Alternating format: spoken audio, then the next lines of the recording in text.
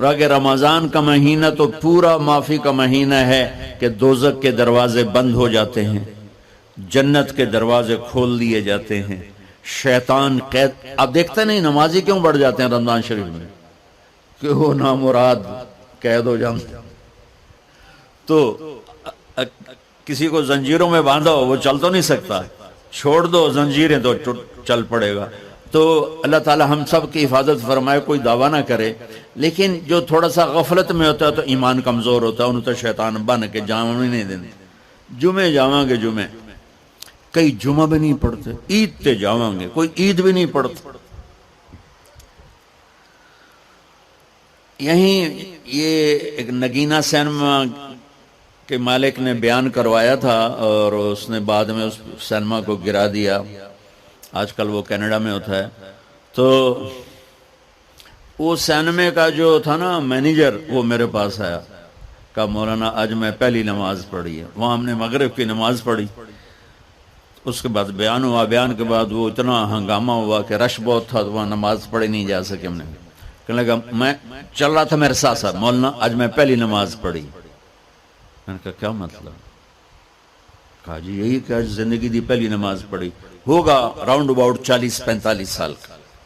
میں کہا پہلی نماز؟ ہاں جی پہلی نماز. جمعہ پڑھے؟ نہیں کدی نہیں. عید؟ نہیں کدی نہیں. آج پہلی نماز توڑے پیچھے پڑھی ہے.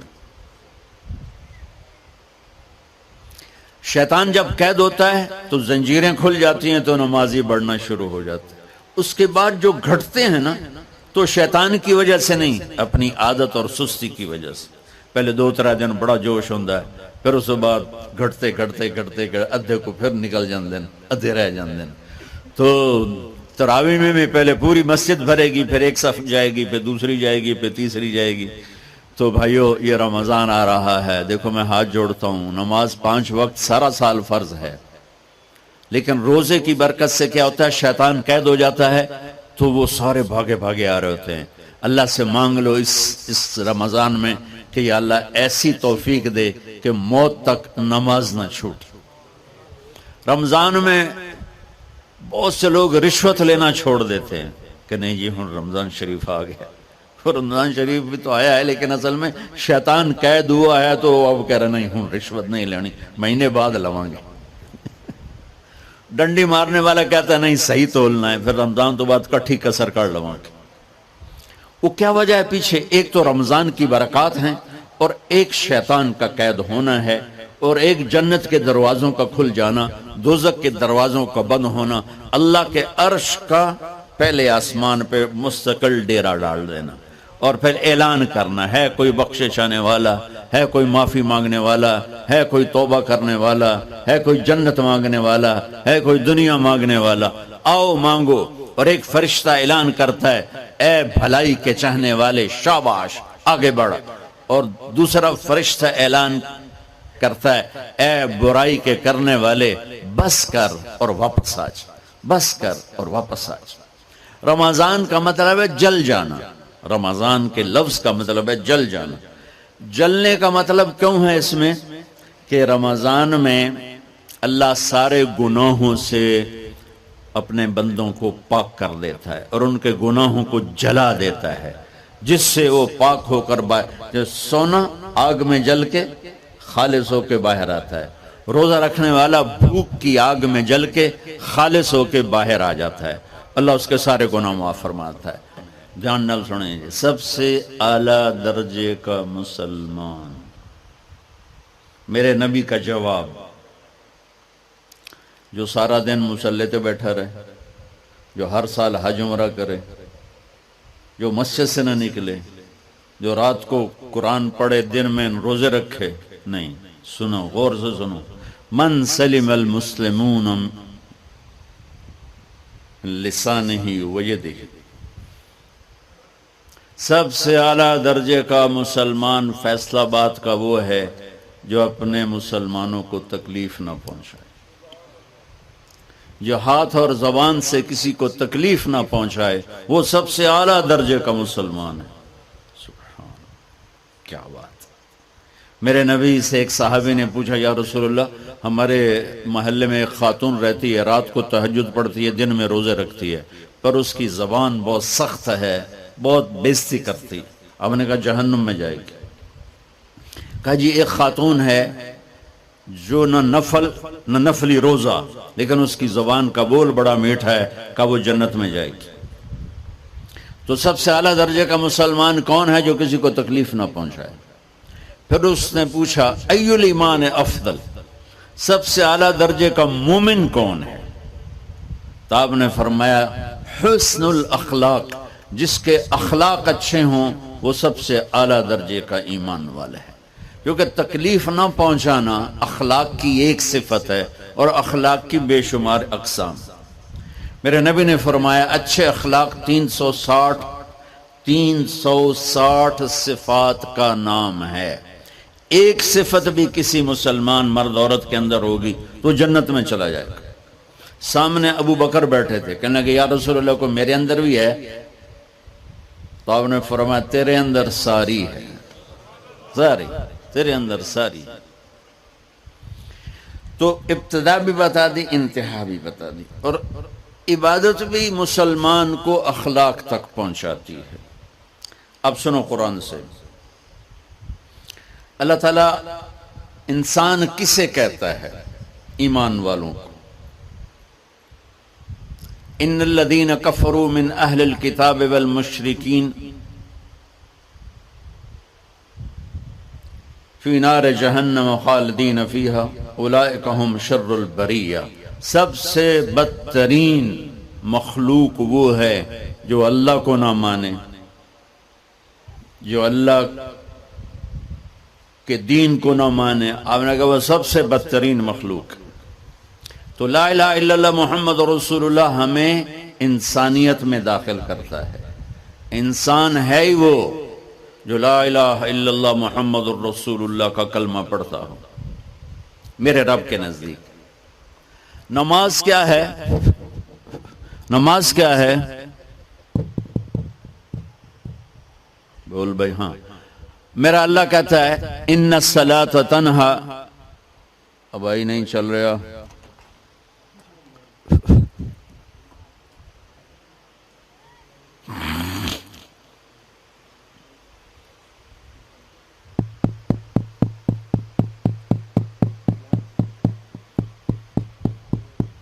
تھوڑی آواز ہے.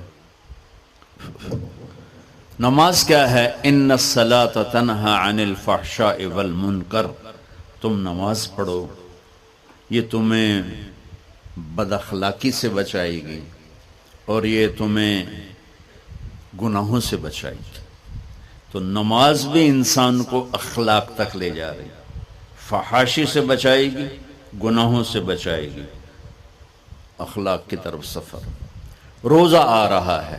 روزہ کس لیے ہے؟ کتب علیکم الصیام کما کتب علی الذین من قبلکم لعلکم تتقون.